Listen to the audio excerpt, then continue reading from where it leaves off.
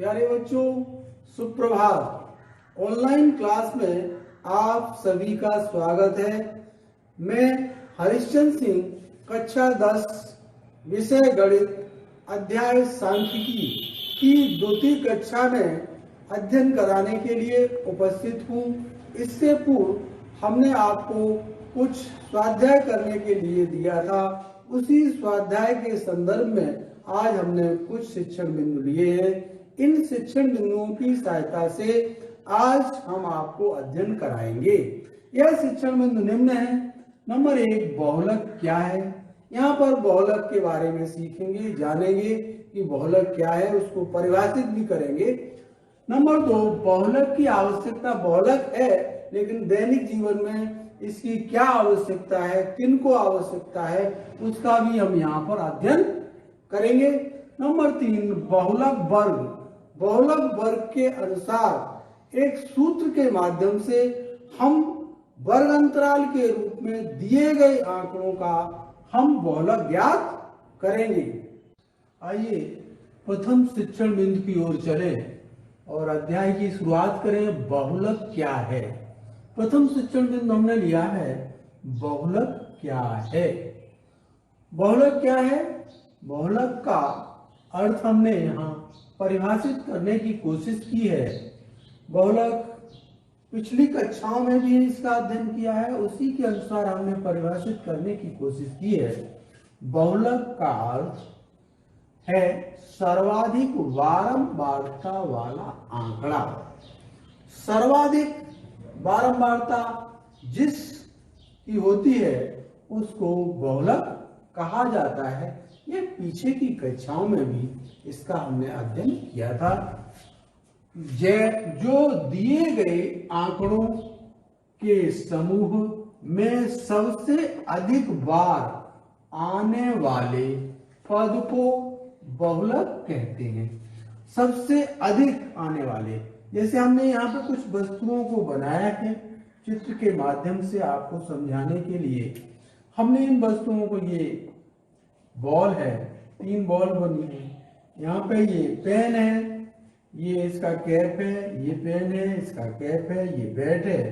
तो यहाँ पे आप देख रहे होंगे कि इन चित्रों के माध्यम से आपने बहुलक की परिभाषा को परिभाषित करने के लिए जिन को बार बार रिपीट किया जाता है और उनकी संख्या सबसे अधिक होती है। तो यहाँ पे देखें, बैट को एक बार बनाया गया, एक बार हमने दर्शाया है।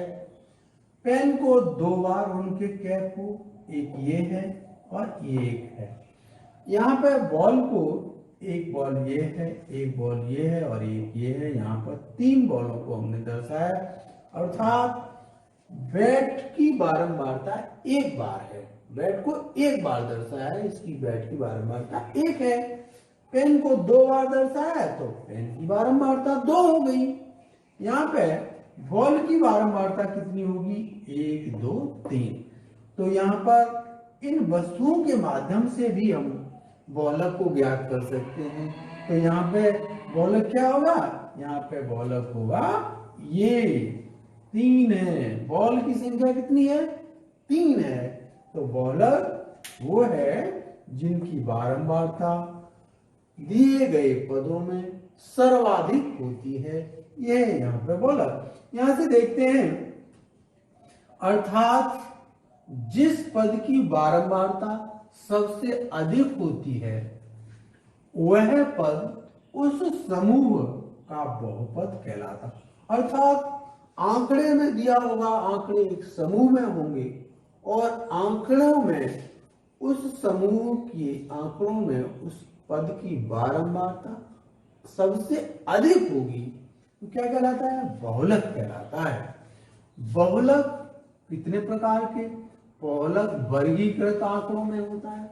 वर्गीकृत जैसे 0 से 10, 10 से 20, 20 से 30, ये वर्गीकृत आंकड़े होते हैं। इनमें बहुलक दिया होगा या दिया होगा अवर्गीकृत आंकड़ों में होते हैं। 2 प्रकार से ही बहुलक दिए होते हैं, वर्गीकृत आंकड़े और अवर्गीकृत आंकड़ों में बहुलक दिया होता है।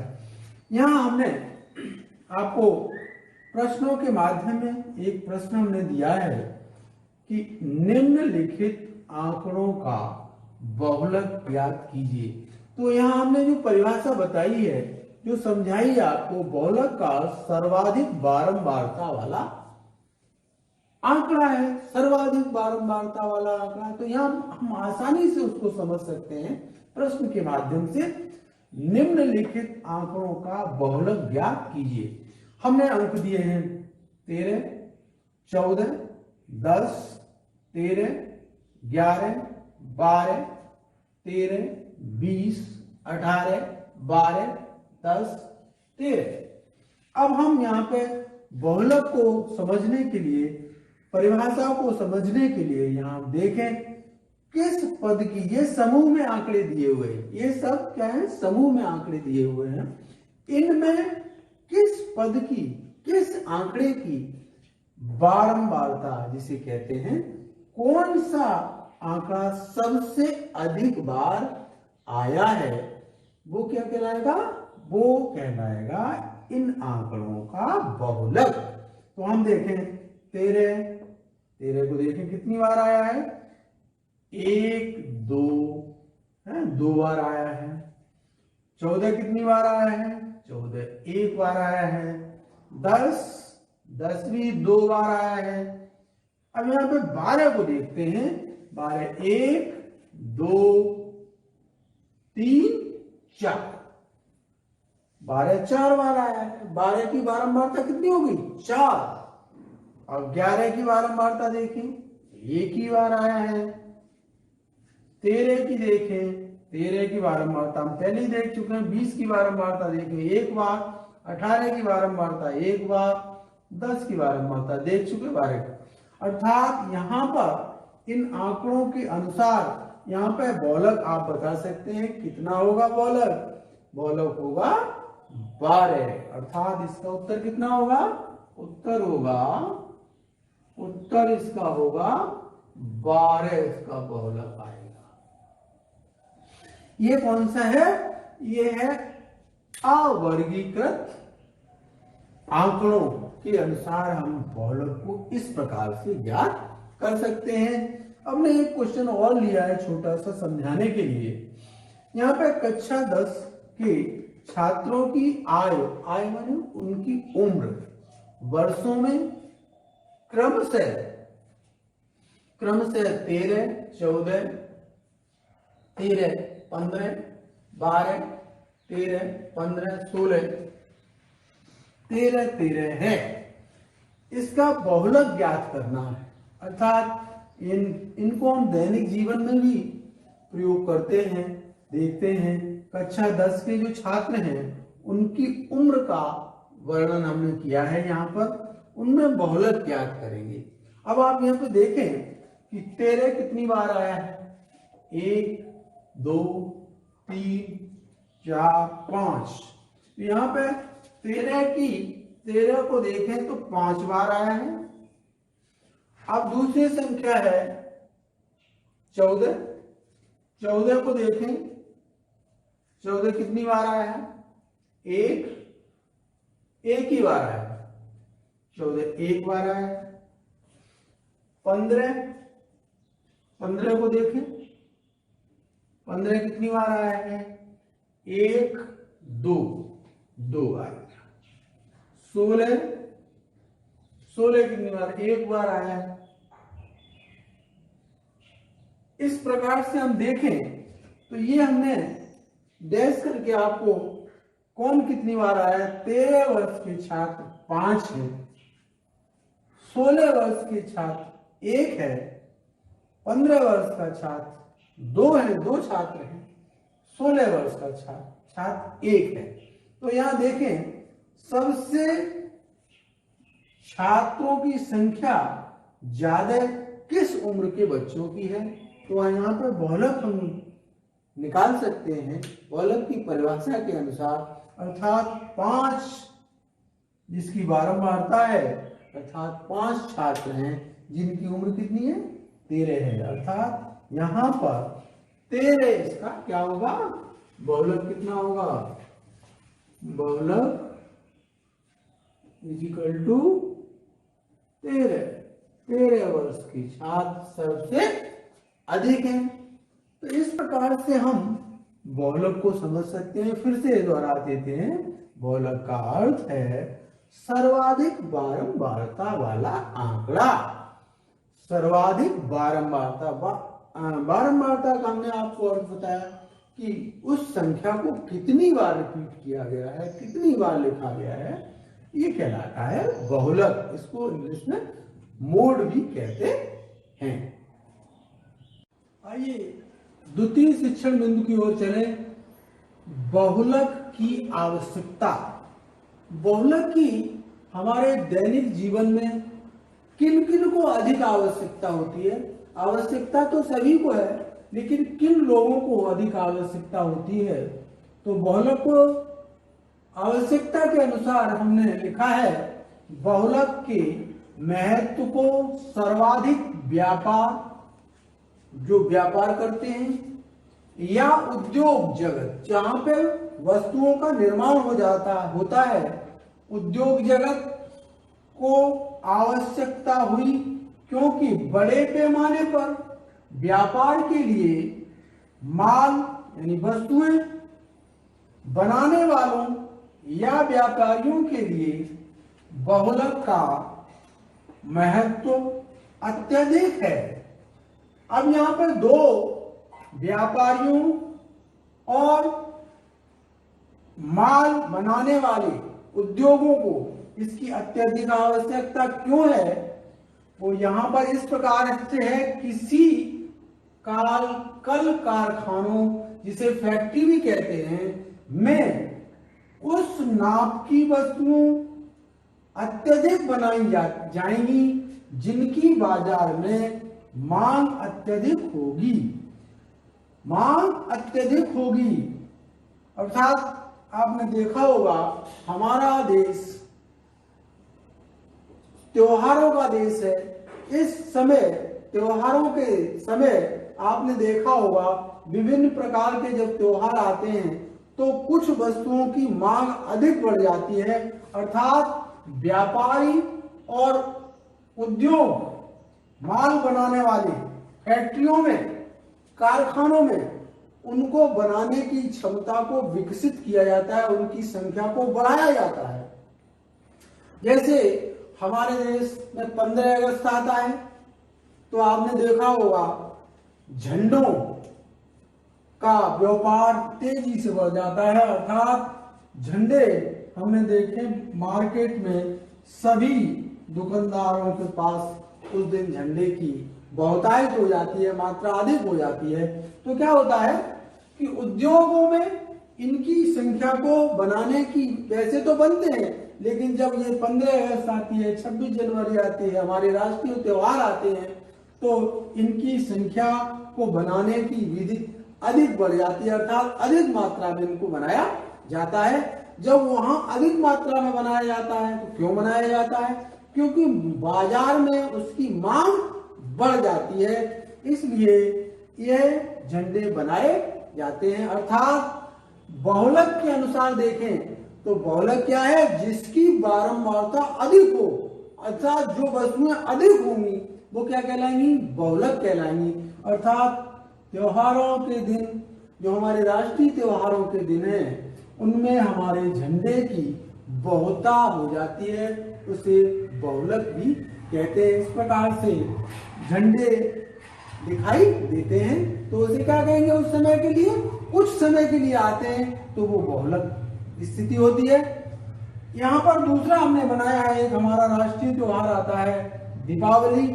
उन दिनों आपने देखा होगा कल कारखानों में, अभी इस समय आप देखें, कल कारखानों या भी रोजगार लोग जो अपनाते हैं या व्यापारी लोग होते हैं, वो दीपक को नहीं रखते हैं। क्यों नहीं रखते हैं? क्योंकि उनकी मांग बाजार में है ही नहीं।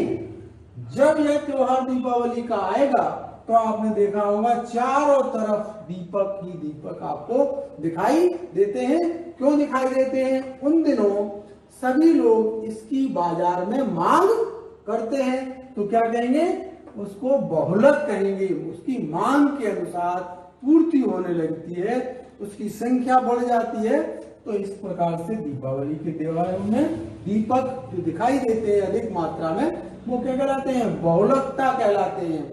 ऐसे ही रक्षाबंधन के दिनों में आपने देखा होगा, इन दिनों राखी का त्योहार जब आता है तो चारों तरफ उद्योग में भी देखें, व्यापार में भी देखें, अर्थात दुकानों पे भी देखें, इनकी मात्रा कैसी हो जाती है?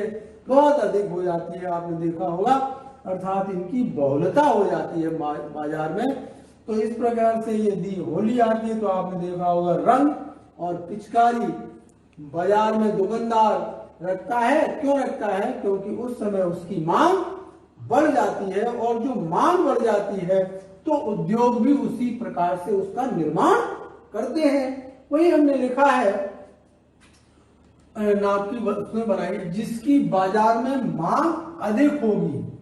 विक्रेता, विक्रेता का अर्थ है जो बेचता है, दुकानदार जिसे कहते हैं, भी अपनी दुकान में उसी नाम की वस्तुएं अधिक संख्या में रखता है। जिसकी जरूरत होगी उसी चीज को दुकानदार अधिक मात्रा में अपनी दुकान पर रखता है।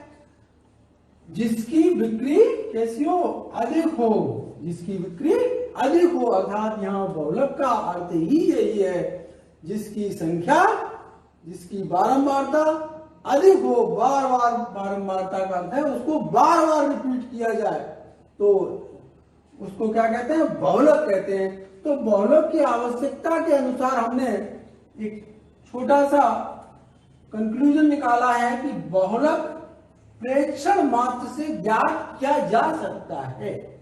बहुलक को यदि हम आवश्यकता के अनुसार पे भी देखें तो उसकी परिभाषा को, उसको कैसे पहचानेंगे? प्रेक्षण, प्रेक्षण का इंग्लिश में कहते हैं ऑब्जर्वेशन, अर्थात उसको देखने से ही हम पता लगा लेंगे कि यहाँ किसकी बहुलक है।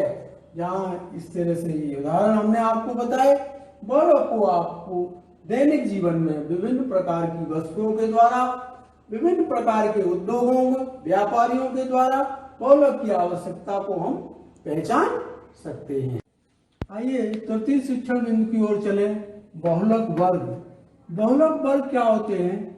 जिन बहुलकों की, जिनकी आकृति वर्ग के रूप में होती है उनको बहुलक वर्ग कहते हैं। जैसे हमने परिभाषित इस प्रकार से किया है, एक वर्गीकृत बारंबारता जो वर्ग के रूप में हो।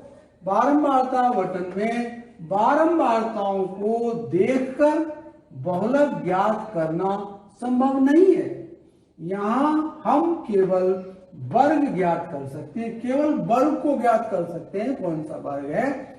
जिनकी बारंबारता अधिकतम होगी, अर्थात बहुलक ज्ञात करने के लिए ध्यान रखेंगे जिनकी बारंबारता सबसे अधिक होगी उस वर्ग को बहुलक वर्ग कहते हैं। उस वर्ग को क्या कहेंगे? बहुलक वर्ग कहते हैं। बहुलक वर्ग के अंदर कई मान होते हैं जिसे निम्न सूत्र के द्वारा हम बहुलक को ज्ञात कर सकते हैं। बहुलक के लिए सूत्र है L plus comma F1 minus F0 upon 2F1 minus F0 minus F2 comma close कर देंगे इंटू H। सभी के मानों को हम यहाँ देखेंगे कि बहुलक इन मानों से कैसे प्राप्त किया जाता है। जैसे हमने एक क्वेश्चन ले लिया है, प्रश्न का उदाहरण के तौर पर लिया है, प्रश्न नंबर 1। ये आपका मान वर्ग अंतराल में है, वर्गों के रूप में है, वर्गीकृत बारंबारता के रूप में है। यहाँ पर देखें तो बहुलक वर्गीकृत रूप में जब होते हैं तो अभी आपने यहाँ पर देखा था कि जिनकी बारंबारता अधिकतम होती है, तो हम अधिकतम बारंबारता यहाँ पे देखें, अधिकतम बारंबारता ये है, ये अधिकतम बारंबारता है, और अधिकतम बारंबारता का ये हमने ले लिया है, ये अधिकतम बारंबारता है। इसको अधिकतम बारंबारता होने के कारण यह निम्न प्रकार से भी लिखा जा सकता है। वर्गंतराल, वर्गंतराल सबसे ज्यादा बारंबारता इसकी है, तो इसके सामने का वर्गंतराल है 3,5। डैश 5। तो यहां पर L का मान जो होगा वो इसकी निम्न सीमा होगी। यहां पर L की सीमा है, निम्न सीमा है L इजिकल टू 3। यहां देखें तो यहां पर L का मान जिसकी बात 3 सीमा है, ये 3 लिख लिया। अब आता है F1। F1 क्या होगा? F1 होगा जिसकी बारंबारता सबसे अधिक होती है वो F1 कहलाता है। F1 होगा यहां पर F1 इजिकल टू 8। F1 का मान 8 प्राप्त कर लिया है हमने। अब आता है F2। F2 क्या होगा? F2 होगा बारंबारता के आगे वाला अंक। आगे वाला अंक कौन सा है? यहां पे देखें F2 इजिकल टू ये आएगा आपका 2। F0 है, F0 उससे पहले वाला अंक। F0 क्या है यहां पे? F0 है 7। ये 7 है, इससे आगे वाला। आगे का है H। H को ज्ञात करने के लिए इनका अंतर H is equal to L2 minus L1 कह दें तो L2 कितना है? 5। L1 कितना है? 3। तो H कितना हो जाएगा? 2। इस तरह से हम इन मानों को इस समीकरण में रख देते हैं, बहुलक ज्ञात करते हैं। तो बहुलक कैसे ज्ञात किया जाएगा? समीकरण को हम लिख देते हैं यहां पर। बहुलक को, समीकरण को इस प्रकार से हम ज्ञात करेंगे।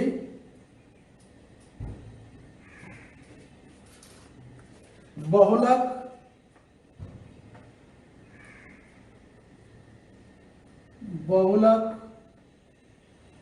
Is equal to L plus comma F1 minus F0 upon 2F1 minus F0 minus F2 into H। ये हमारे बहुलक का सूत्र है। इसमें हम सब मानों को एक एक करके रखेंगे जो हमने मान यहां से ज्ञात किए। L का मान देखें, यहां पे L का मान है 3 प्लस पुस्तक लगाएंगे। F1 का मान है 8 माइनस F0 का मान है 7 अपॉन 2F1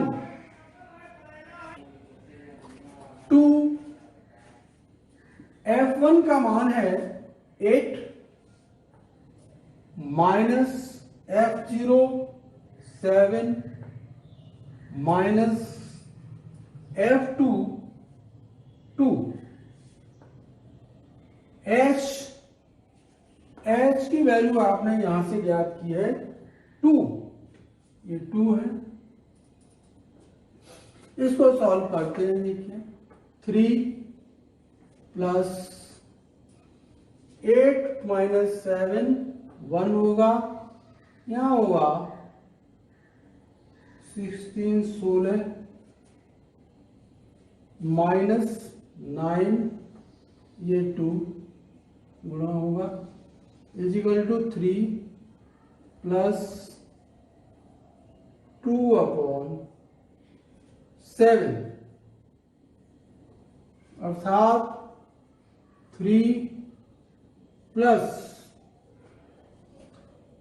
7 का भाग 2 में देंगे तो 7 का भाग जब 2 में देंगे तो कितना आएगा? यहां देखें 7 2 भाग नहीं जाएगा, पॉइंट लग जाएगा 0 2। यहां इतना आएगा, यहां आएगा आपका 6, फिर 0 बढ़ा लेंगे 8 आएगा यहां।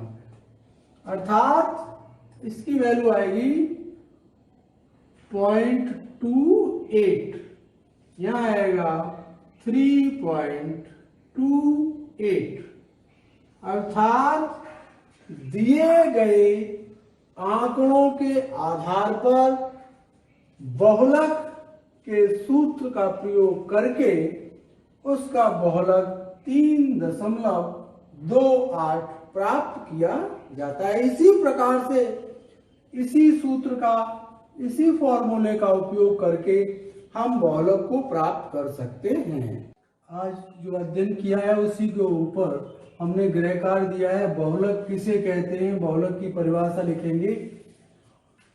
दूसरा प्रश्न है, निम्न का बहुलक ज्ञात करो। ये 2, 4, 3, 2, 5, 2, इनका बहुलक ज्ञात करेंगे।